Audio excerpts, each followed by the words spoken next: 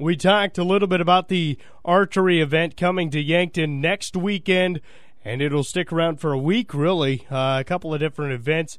There's a 3-star tour. It consists of 3 shoots: the World Archery Festival, Indoor Nationals, and the First Dakota Classic. If you participate in all 3 of those, you're eligible to shoot off for a car.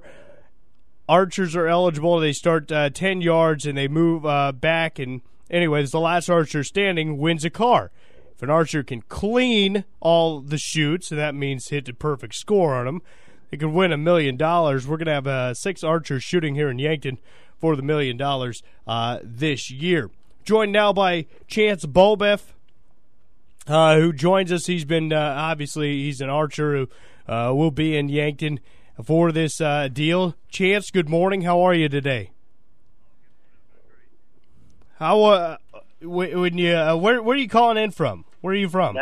Nashville, Tennessee. Nashville, Tennessee. You have the snow and ice there yet? No, it's 70 degrees here. It's beautiful. Well, not to put a damper on things, but I would bet the snow's gone before everybody gets into Yankton for this event. But how would that be to come into Yankton to see a snowstorm?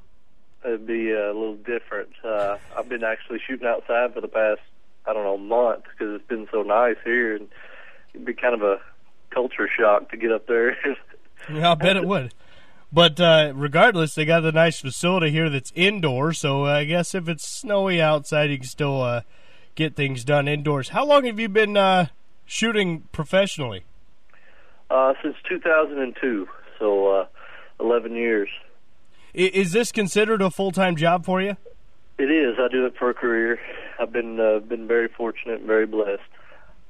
How much do you practice then? I shoot probably anywhere between 5 and 8 hours a day. I've actually got a practice facility here at the house that I've built, and I have friends and stuff come by, and we shoot this bull and stuff like that. What made you want to turn it into a career?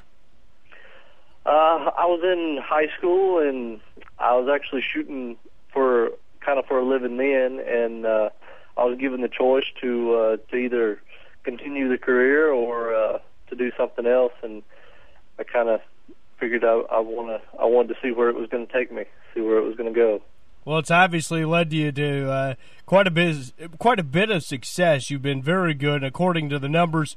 You've been in the hunt for the $1 million prize more than any other shooter in the NFAA. How are you able to stay that consistent over a 10-year period? Well, to be honest, whenever I first started, it was more of a ignorance is bliss thing. I really didn't know what I was doing.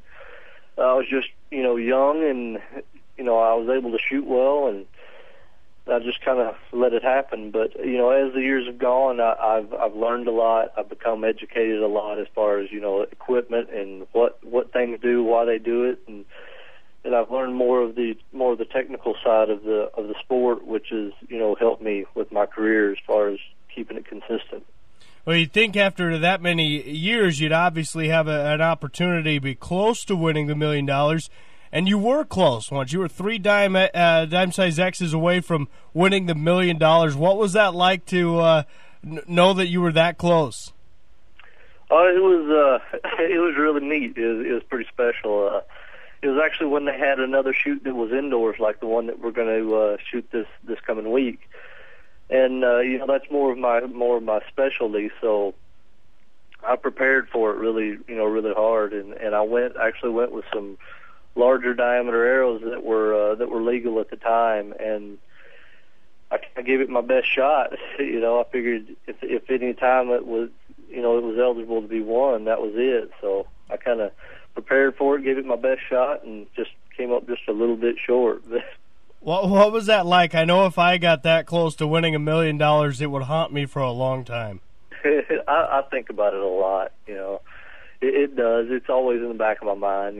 Especially whenever we come up to the last leg, and I've been close and had so many opportunities that it's kind of one of those things. You just kind of let it go.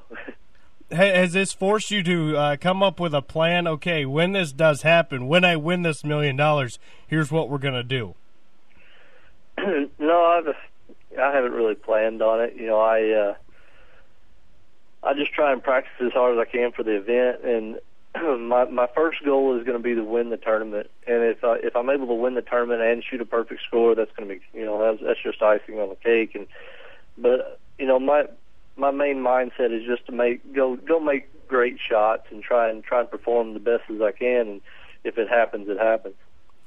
Well, we don't require interview fees here, but we accept donations from millionaires if that happens for you. I hear you, man. I hear you. Well, as you talked about preparing for that one, you were really close, preparing very hard. How prepared are you to come out here to Yankton for this one? Well, I've actually been shooting my bow a lot. I've been testing different arrows and stuff like that to see what's going to work the best. And I feel like I'm as prepared as I can be, as far as physically and the way the bow's shooting and mentally and just how everything's been going lately. I feel like I can win the tournament. As far as the million goes, I don't know. I'll have to see how things go after day one, but I feel like I'm really prepared to win the tournament. Chance Beaubouef with us this morning. He's one of the top archers, and he'll be in Yankton coming up this next week for the event that they'll have out at the Eastern Center and the National Field Archery Association, part of that as well. Chance, you're widely recognized as the best holding archer in the sport. Why is that? I don't have a lot of movement in my shot. It's really comfortable for me mentally to aim. I really enjoy it. I enjoy watching my pin sit in the middle. There's a bunch of things I do to prepare for a tournament that helps me with it, drills and stuff like that. And I don't know, I think a lot of people, it's just the length of time that I hold and how steady I can hold people kind of, that they are a little bit in awe about it. Chance, what's the most important thing that you have to consider, you have to do when shooting to win the First Dakota Classic and going for the $1 million prize? I just make one shot at a time. Don't try and get ahead of myself. Don't think about it in goal or anything like that. An end result. Just make one good shot at a time, and things will come. As long as you concentrate and perform your best on each shot, the end results will be there. Well, we've talked about the $1 million prize, but there's another prize eligible by shooting the two previous events, the World Archery Festival and the Indoor Nationals.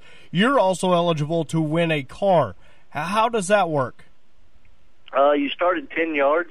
You're shooting at like a Vegas-sized face, which is what we shoot at the first tournament. You start at 10 yards and you progressively shoot. You go backwards, highest score progresses to the next distance, and last man standing gets the car. Tell me you've at least won the car before. I have won the car before. I won it once, and we came down to a couple of guys one other time, and we actually split it. So. What kind of car was it? It was a Mustang. All right. It's not bad then. No, it wasn't bad. This is, you talk about you shooting professionally, but a family thing as well. Your wife also shoots professionally, correct? She does. I actually met her at a tournament in Redding, California. Now, do you guys travel and shoot together? You train together and all that? Yeah, absolutely. We spend every day together. There's probably been a week's time difference in between, the 5 years that we've been together that we've been apart. That's obviously got to be a special thing for you to share this with your wife, and obviously a special connection for you guys. Yeah, absolutely. It's a blessing to be able to spend so much time with with somebody that you enjoy doing something with so much. Is she coming out here too when you come out? Yes, sir. She'll be there. Very cool. Chancellor, certainly want to thank you for your time this morning. Look forward to maybe meeting you when you get out here, and obviously a lot of things going on with the event out here, and wish you the best of luck in the competition, and see maybe this is the one you'll get that $1 million, man. Well, thanks, man. I appreciate it, and look forward to meeting you. All right, thanks so much, and hang tight. We'll get you over to the other station, okay? All right, man. Appreciate it. All right, again, that's Chance Beaubouef. He is one of the top archers in the world. He'll be here in Yankton, shoots professionally, and able to well, I guess go that route, and that's just the way it is. Some people, you just get good at something, and this guy has been able to get good at being an archer, and he has obviously had a lot of success doing that. So able to shoot professionally, it's a career for him. It's not just something that he does. I mean, this is a career. This guy makes his living by shooting archery. And so he'll be coming out here to Yankton, and they'll have that big event, and it's open to the public. So if you've ever had any interest, in archery, it's certainly an event that you should get out to. Meet some of these people, watch them be successful, and who knows, maybe you're the next Chance Beaubouef shooting for $1 million and able to make that happen. So definitely take a look into that. And for anybody who maybe isn't currently interested in archery, maybe this is something that sparks your interest. You know how that happens sometimes, that you just, all of a sudden you're interested in something that you weren't before because you saw somebody do it and be successful? We do that all the time. That's how things are built.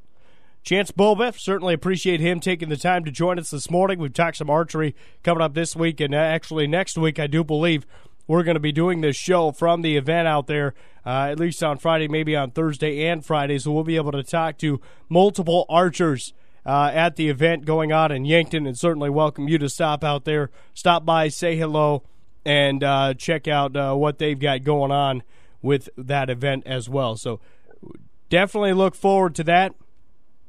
And it's coming up here very, very soon.